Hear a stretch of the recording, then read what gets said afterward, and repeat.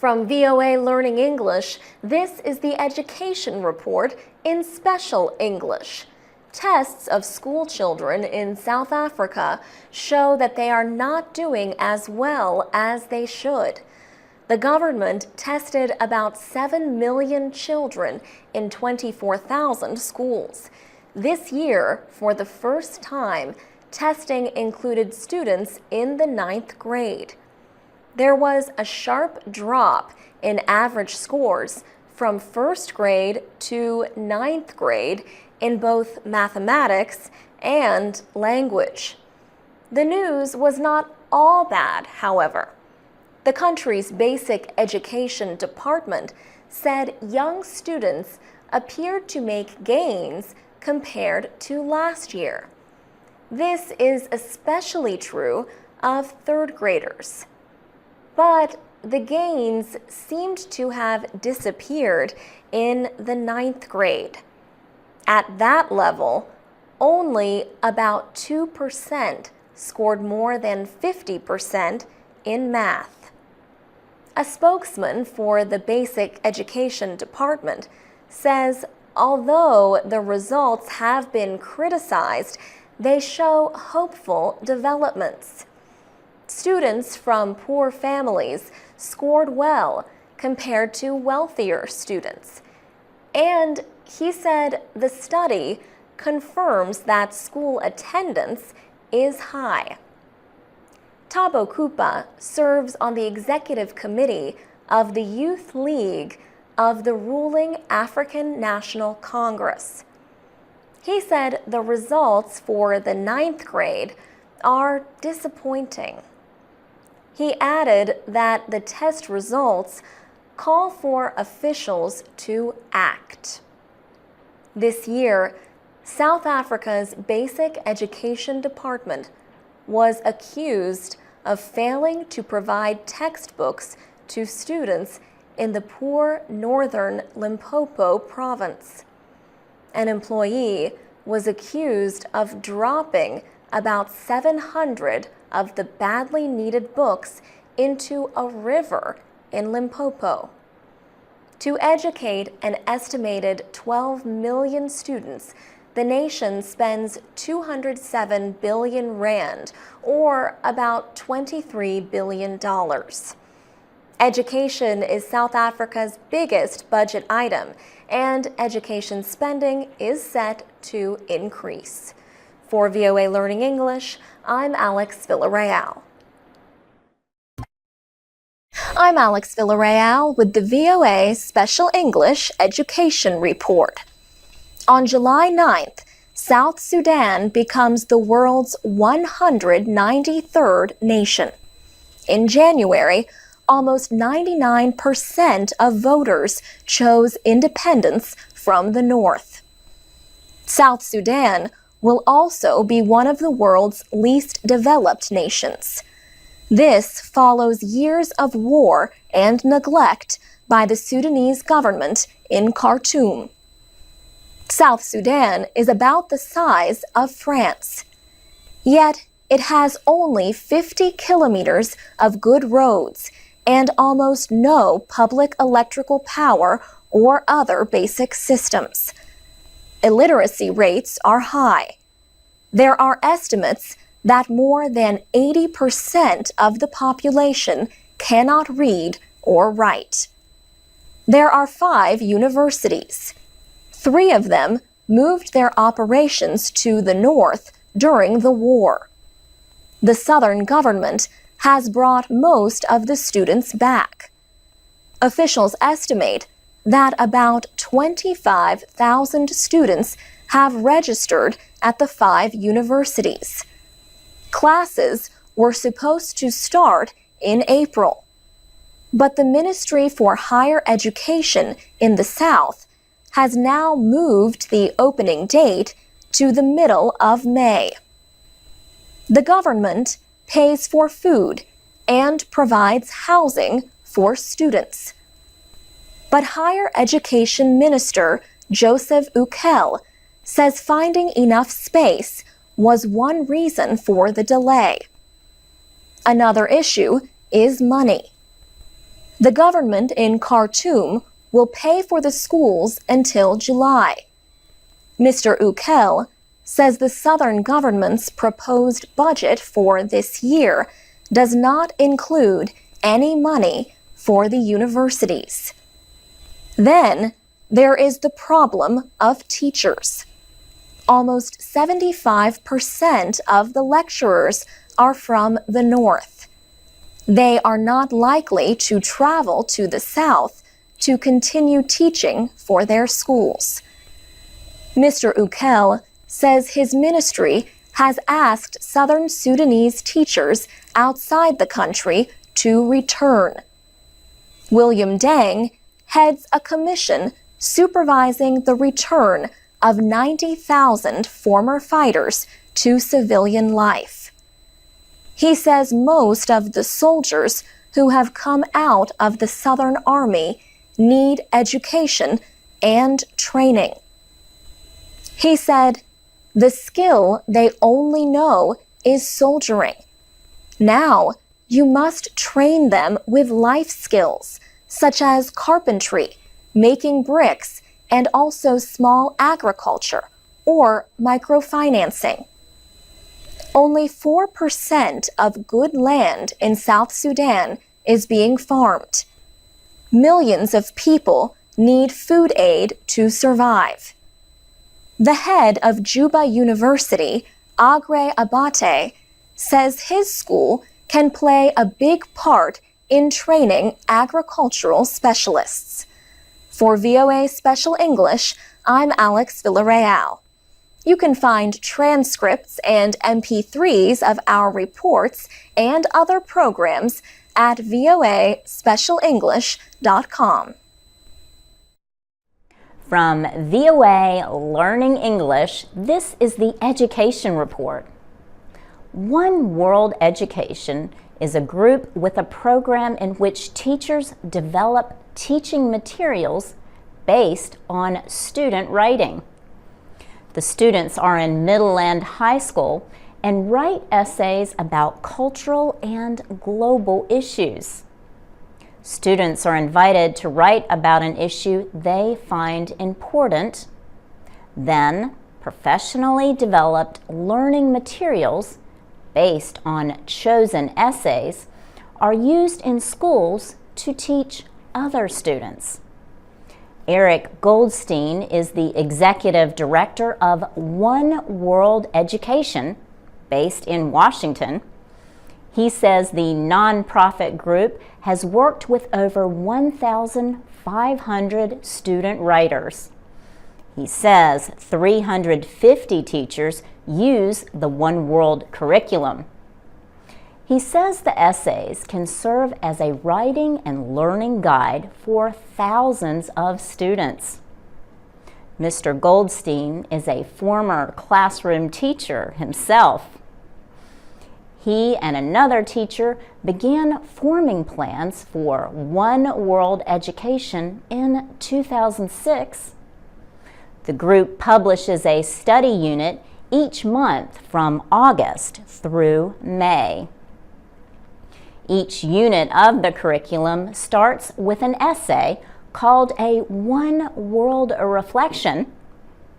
The subjects have ranged from single parenthood to protecting rainforests to exploring Arab cultures, says Mr. Goldstein. Layla Kunesh of Washington wrote about her feeling that media reports in the United States are often unfair to Muslims. A learning activity based on her reflection called for students to collect examples of media stories and discuss whether or not that was true. Layla was chosen as a One World Student Ambassador last year. 12 students are chosen yearly. Their reflections are published on the group's website with learning activities and reading and writing aids. For VOA Learning English, I'm Laurel Bowman. From VOA Learning English, this is the Education Report. Students at St. Louis University have launched weather balloons into the sky above the city of St. Louis, Missouri. The United States Space Agency, NASA, is paying for the project to measure ozone gas. It is part of a study to learn more about air pollution and our climate. The students are getting the opportunity to carry out a real scientific experiment. They used a laptop computer and a radio receiver outside the St. Louis Science Center to communicate with data gathering devices on the balloon. Before launch, the students tested all the instruments and attached them to the weather balloon filled with helium. Gary Morris is a professor at Valparaiso University in Indiana. He is the lead trainer for the nationwide study. The professor says NASA wants more information on ozone because of how it affects our atmosphere. High above the Earth, in the stratosphere, the ozone layer keeps harmful ultraviolet radiation from reaching the ground. But in the lower atmosphere, emissions from cars and other sources like petrochemical plants form ozone pollution and smog. They cause unhealthy air conditions that affect breathing. Jack Fishman leads the ozone study at St. Louis University. He says new requirements that decrease pollution have lowered ozone levels in American cities. But he notes that pollution in remote areas continues to increase. He blames industrial activity in East Asia for that pollution. Jack Fishman says polluted air is being blown across the Pacific by air currents in the upper atmosphere. He says ozone pollution has slowed the growth of farm crops and forests. For VOA Learning English, I'm Laurel Bowman.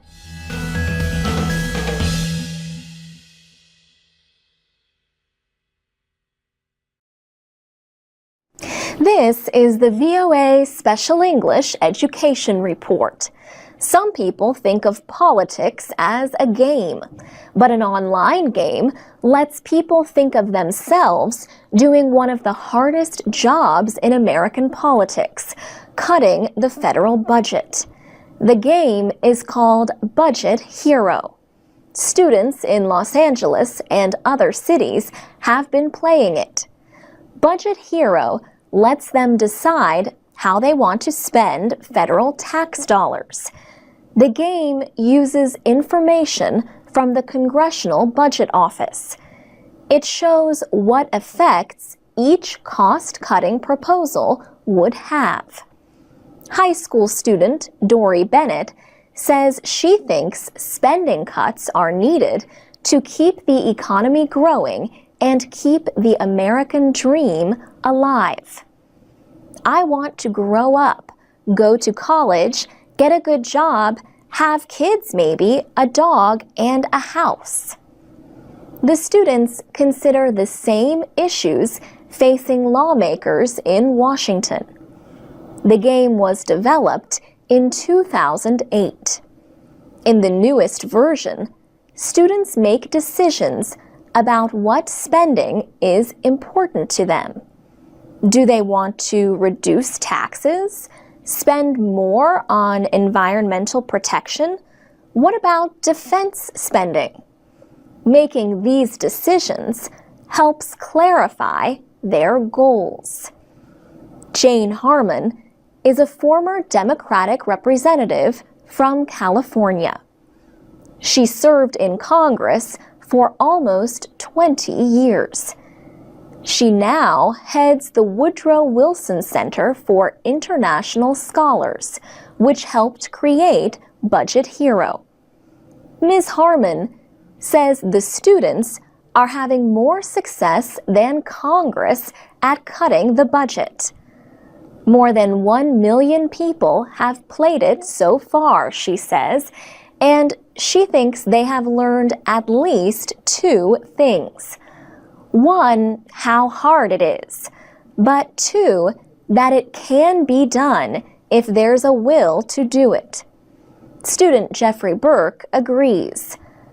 The hardest thing for us to figure out was the little cuts, like the gas money and stuff, increasing taxes on gas because we felt it would have effects everywhere, from the truck drivers shipping our stuff across the country, or when you order from Amazon or whatever, to your drive when you're going to work.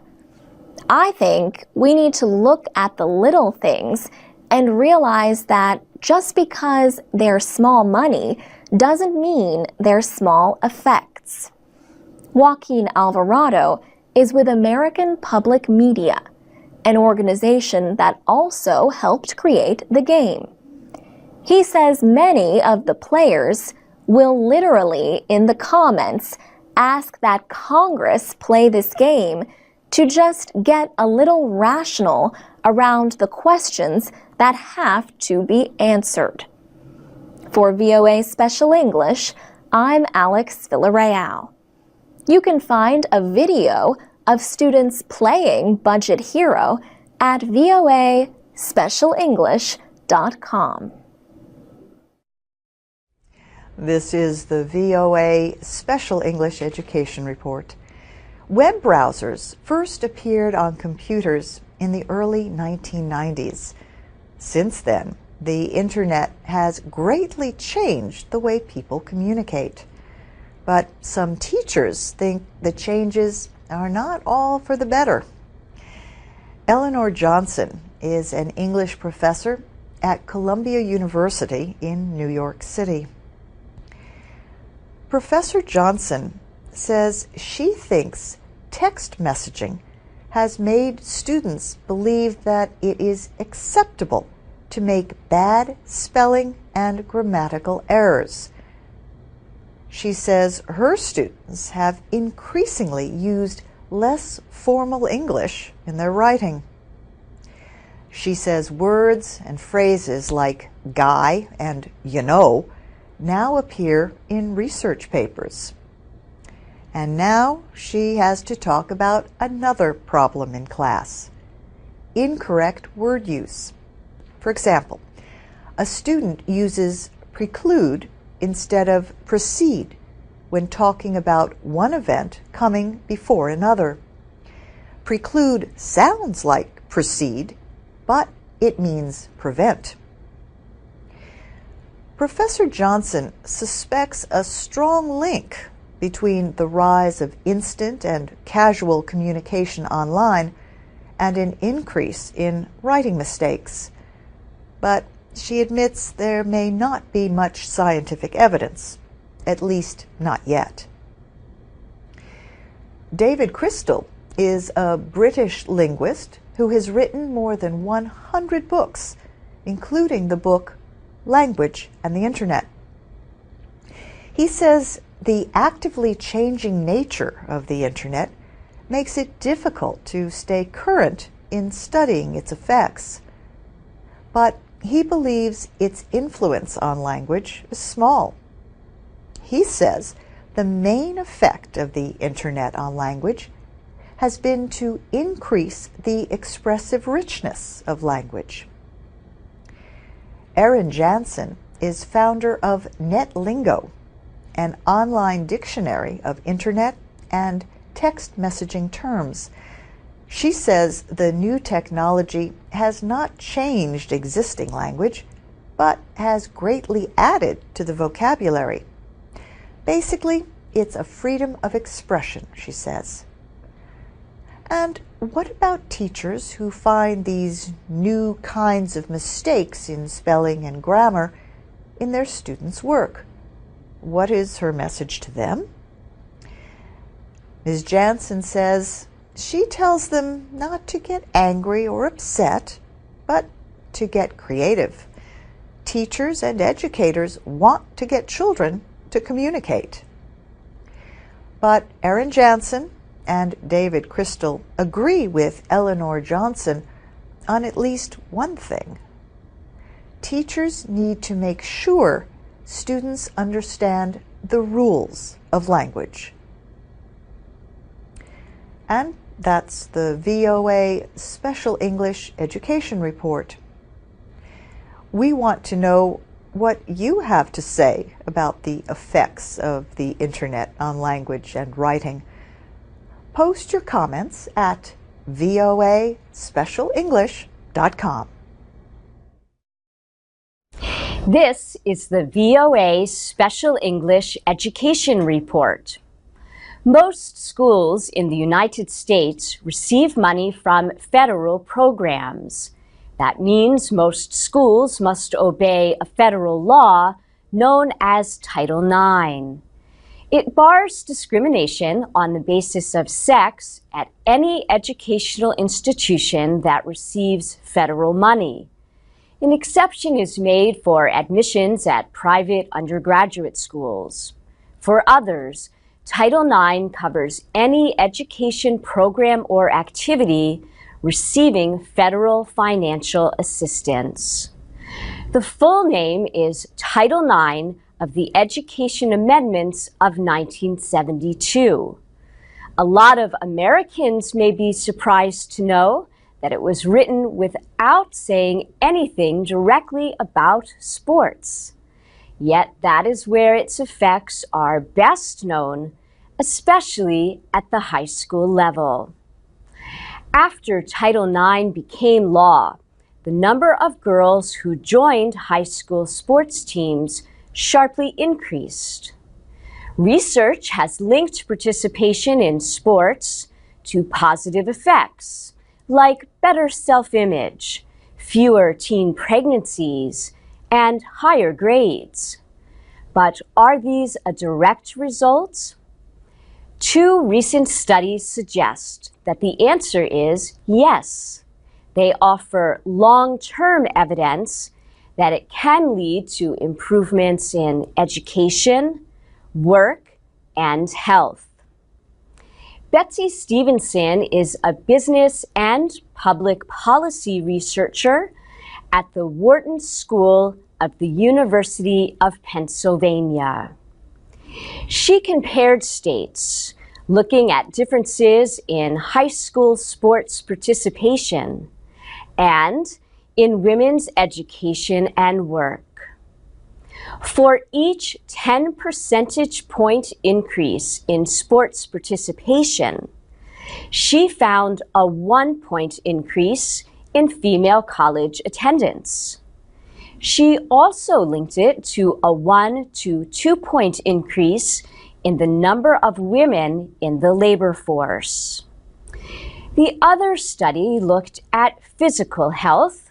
Robert Kessner is an economics professor at the University of Illinois at Chicago.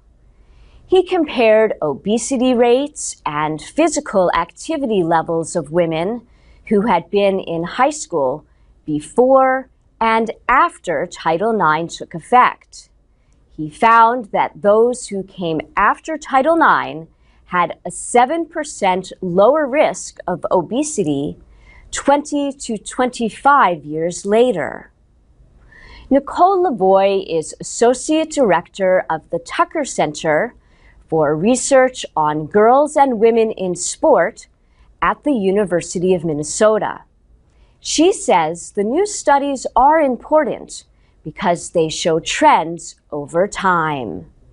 Still, she says, far more boys than girls joined sports teams nearly 40 years after Title IX gave girls a chance to level the playing field.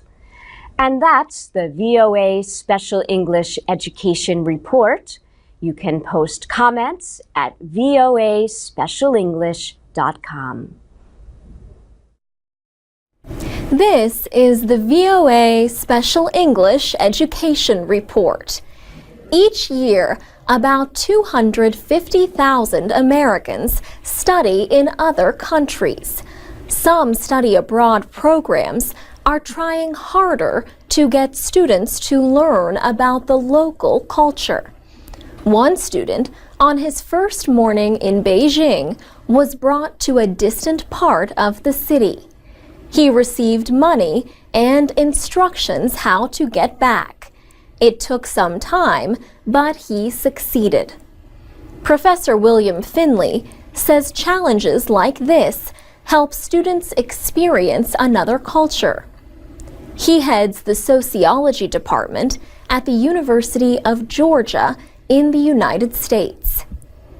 He says it's absolutely crucial that they know something about how people in other parts of the world live and think, and how they behave. Often, those students go in large groups, and they hang around with each other. We felt that they really weren't getting to know the local inhabitants. In 2008, Professor Finley started a program with South Africa's Stellenbosch University. The program combines traditional classroom learning with community involvement through a non-governmental organization. He says, "We've been working with a particular NGO in the township, and they do two things. They run a number of these creches, which are basically daycare centers for children whose parents are working, and the library in the community where there are some computers. Our students typically work either with the little kids in the daycares, or they work in the library and teach very basic computer skills to mostly young adults." Hillary Kinsey is studying international affairs. She spent 3 weeks in the Stellenbosch program. She says, "It was interesting to learn the history of the area and the recent development with democracy and that sort of thing, and then talk to these people and see what the social dynamics were, what the ethnic divisions were, how certain groups felt about other groups." When Ms. Kinsey returned from South Africa, she and other students in the program created a non-profit organization. We called it Ubuntu, which is a South African concept coined by Desmond Tutu, and it means "I am because we are." The idea is kind of based around relationships within society and what generates prosperity for the whole. And so we kind of took that notion and translated it into a larger international community. She says the goal is to help improve education and development in South Africa. For VOA Special English, I'm Alex Villarreal. From VOA Learning English, this is the Education Report. Many Syrians are trying to study overseas while a civil war continues in their country. Thousands of Syrian university students sought help when they learned there was money to help them continue their education. Lean Al-Zabak is with Jusur, an organization for Syrians living overseas. Jusur joined with the American-based Institute of International Education to create the Syria Consortium for higher education in crisis. More than 40 universities in the United States and Europe agreed to provide emergency aid to Syrian students and professors. Each university decides which students to accept. Universities in the consortium are supporting 70 students right now. One member of the consortium is American University in Washington. It is supporting a Syrian graduate student and a faculty member in the university's School of International Service. Daniela Kayast is the vice president of the Institute of International Education. She expects there will be aid opportunities for 600 Syrian students during the next few months. She notes that a former president of Portugal, Jorge Sampaio, launched a scholarship program called the Global Platform for Syrian Students.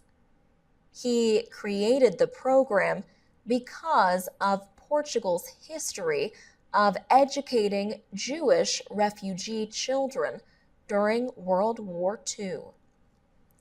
The Institute of International Education also has a scholar rescue fund for university professors and researchers in any country in crisis. This year, the fund found places for 30 Syrian scholars in 5 countries. All of the scholarship programs may be found online at iie.org. For VOA Learning English, I'm Alex Villarreal.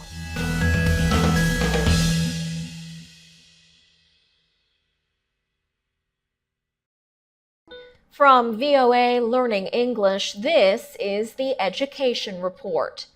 Almost 40 years have passed since Chinese Communist leader Mao Zedong died and his Cultural Revolution ended. Changes in Chinese life caused widespread suffering during the Cultural Revolution. In recent times, some aging teachers and student leaders who lived through this period in Chinese history have been telling their stories. One of the first such stories published in China told of an apology from a student to a teacher. The apology gained attention in the West since appearing in China in 2010. The teacher was Chun Bi, now 90 years old and retired. She worked at the Beijing Foreign Language School during the Cultural Revolution. Today, Shen Xiaoke is a 60-year-old lawyer. He was a teenage student at Chun Bi's school in 1966. In August of that year, school was suspended. Political indoctrination was extreme. Mao incited people to denounce teachers, intellectuals, and others in important positions. Students influenced by his speeches turned against Chun Bi. Chun Bi recalls the period with horror. She says, "For us who were persecuted, it was a nightmare." Shen Xiaoke says he heard many students argue among themselves about who was the most revolutionary. People tried to prove they were revolutionaries by hurting other people. Chun Bi said if students did not strike others, they would be accused of opposing the Cultural Revolution. So people who were normally not aggressive would start hitting victims. 3 years ago, Shen Xiaoke decided to face the past. We need to apologize to our teachers, he says. He wrote Chun Bi an apology letter. He expressed his regrets for himself and for others in his class. For VOA Learning English, I'm Alex Villarreal.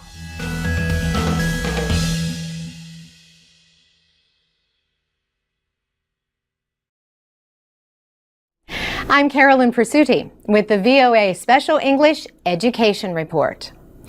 The International Primary Curriculum is an idea that began in Britain 8 years ago. Today, this curriculum is taught in more than 1,000 primary schools in 58 countries, including the United States. Educator Martin Skelton co-wrote the International Primary Curriculum, or IPC. He says for children to learn and succeed, they need a program that permits them to learn individually. He says the idea with the curriculum is to help today's children become good citizens of the world and 21st century leaders. He says most of world problems are going to be solved internationally. No single country is going to solve the environment or terrorism.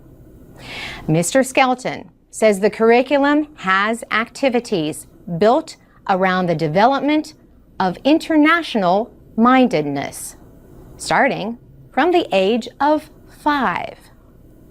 The British American School of Los Angeles is one of a few American private schools that teach the International Primary Curriculum. Second grade teacher Allison Kerr says the main goal is to engage children in the learning process. This term, for example, her class is learning about people important in history. She says the children dressed like famous people.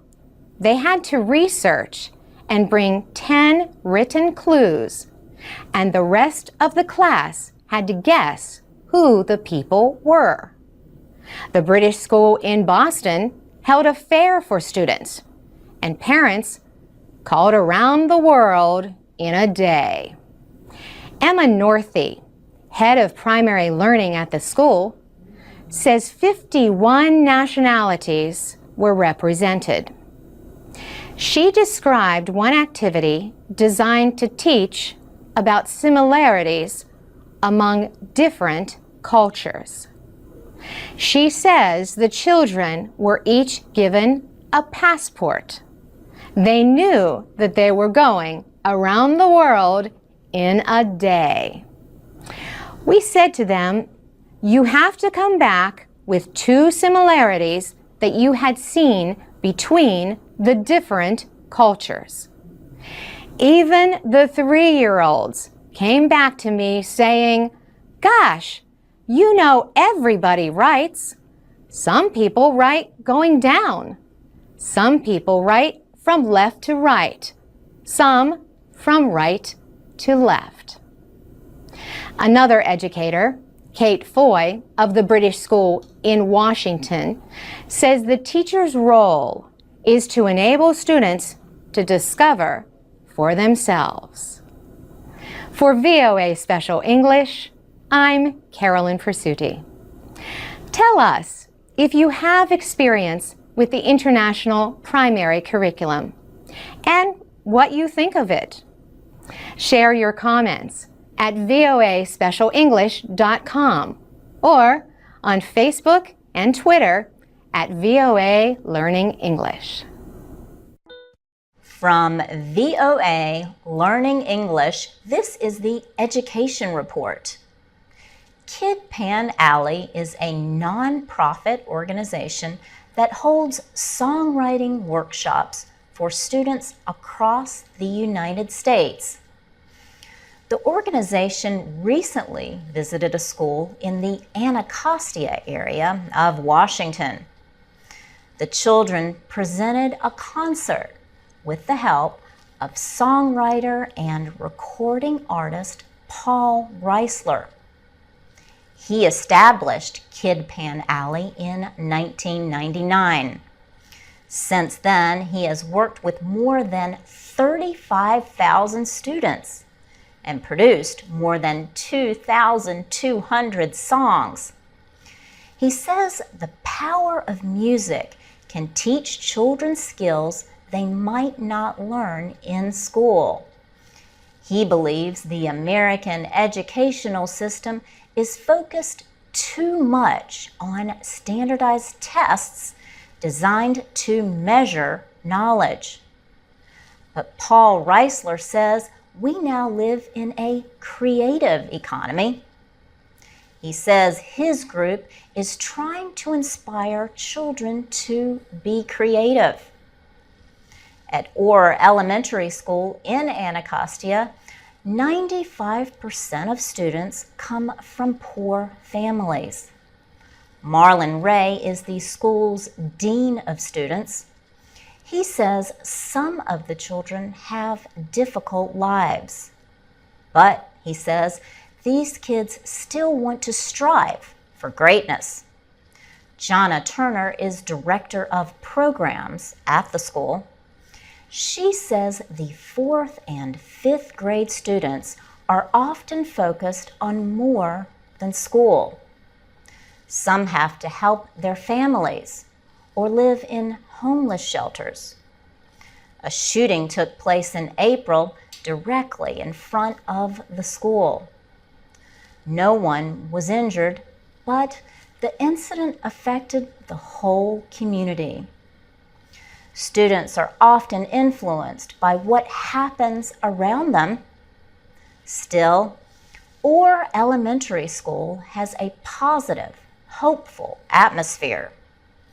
Marlon Ray says the workshop and concert made possible by Kid Pan Alley created good memories that will last for years.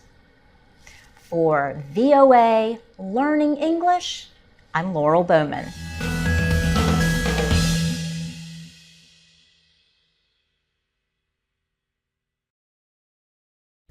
This is the VOA Special English Education Report. Car crashes are the top killer of American teenagers. Most of the crashes result from distracted driving, not paying attention to the road. Ryan Didone was a 15-year-old passenger in a car that hit a tree. He was one of the nation's more than 30,000 victims of traffic crashes in 2008. Nearly 4,000 deaths, about 12%, involved drivers age 15 to 20. Ryan's father, Thomas Didone, is a police captain in Montgomery County, Maryland. He said the driver of the car was inexperienced and was driving at night with a carload of kids. He was going too fast and caused one death and some serious tragedy for the rest of the community. Jim Jennings from the Allstate Insurance Company says the number one cause of distracted driving accidents is the mobile phone. He says talking on the phone or reaching for it is like drinking 4 beers and driving. He said if you are texting while driving, you are 23 times more likely to get into an accident than somebody who is not. If you reach for a cell phone when it is ringing, you are 9 times more likely to get into an accident. Government and private groups are using public service announcements and events to bring more attention to the problem. For example, the insurance industry recently held a safety event near Washington for teen drivers. At first, 19-year-old Kevin Schumann easily avoided large inflatable dolls thrown in front of the car to represent children. He also avoided orange cones representing the edge of the road. Then, as part of the test, he started texting. He hit several cones and at least one doll. Debbie Pickford of Allstate Insurance says teens are especially at risk from distracted driving, and not just because they lack experience on the roads. She said teens do not really have fully developed brains until they are 25 years old.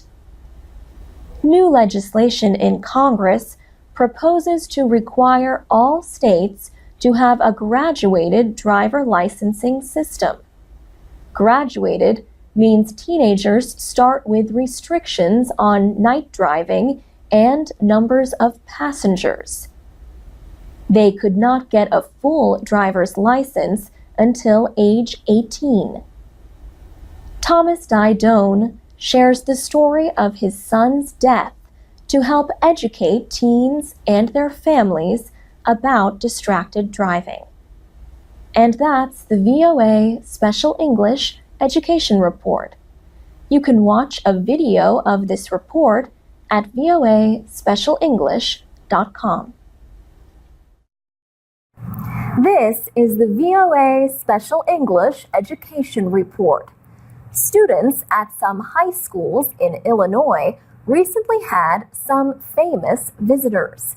Among them were Jimmy Carter, the former American president, and Mikhail Gorbachev, the last president of the Soviet Union.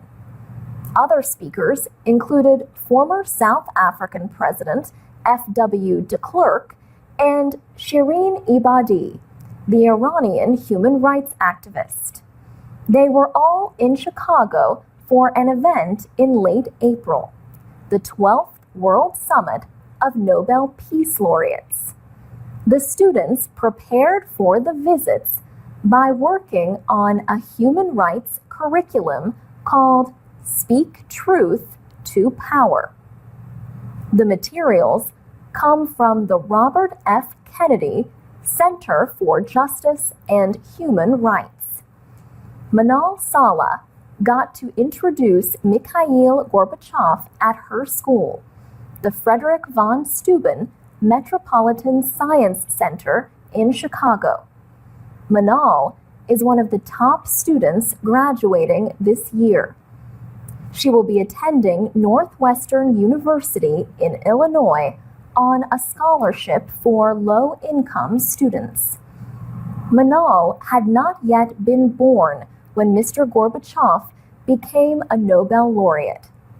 He won the Peace Prize in 1990 for helping to end the Cold War and working for nuclear disarmament. Manal also got to introduce Mr. Gorbachev at the World Summit, where he joined the other laureates. She says students often hear about the Peace Prize winners and see them in documentaries. But having them appear in person, she says, makes them and what they did seem so much more real. Mr. Gorbachev said at the summit that he hopes more young people will work against global problems like poverty and unemployment. He said young people have to be given a chance to take a stand, to take a position in this world. At von Steuben, the former Soviet leader talked about his nuclear arms negotiations with President Ronald Reagan in the late 1980s. He also talked about growing up in a small Russian village and studying law at Moscow University. And he talked about the need for international cooperation, a theme of the World Summit. Students at Lincoln Park High School in Chicago heard from Muhammad Yunus. He won the 2006 Peace Prize for his work with microcredit for social and economic development. Mr. Yunus said he used his own money to make the first loan, about $27, to women selling baskets in a market in Bangladesh. For VOA Special English, I'm Alex Villarreal. I'm Alex Villarreal with the VOA Special English Education Report. In recent years, Bill Gates has given financial support to improve American education. In 2009, the Bill and Melinda Gates Foundation launched the Measures of Effective Teaching project. The project tests new ways to recognize what makes a good teacher. Its goal is to help educators and policymakers identify and support good teaching. The study is being carried out in public school systems in 7 American cities. Thousands of teachers volunteered to take part. They agreed to have their classes recorded on video, but only for observation by expert researchers. Last spring, the project collected digital videos of 13,000 lessons in the classrooms taught by the teachers. They were in grades 4 through 9. Researchers also collected information from students. They asked students to report their opinions of each teacher's classroom.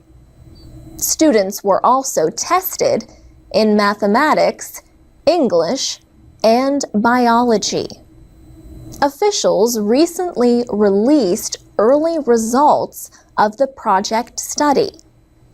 The report says teachers' past success in raising student scores on state tests is one of the strongest signs of their ability to do so again. This is known as a teacher's value added. The teachers with the highest value-added scores on state tests also help students understand math or show reading ability. The results also say students know effective teaching when they experience it. The students gave comments on whether or not their teachers cared about them. They also gave opinions on how much teachers controlled or managed student behavior in the classroom. The report found that classrooms where students reported positive experiences were more likely to show greater learning gains. Another finding shows that combining different sources of information helps administrators provide better comments and suggestions to teachers. In many cases, administrators had been basing their comments on student test scores only. The Measures of Effective Teaching project continues through 2012, when final results will be released. Researchers plan to test a new measure that examines what a teacher knows about how to teach a subject. Experts say these findings could also help create better training and development for teachers. For VOA Special English, I'm Alex Villarreal.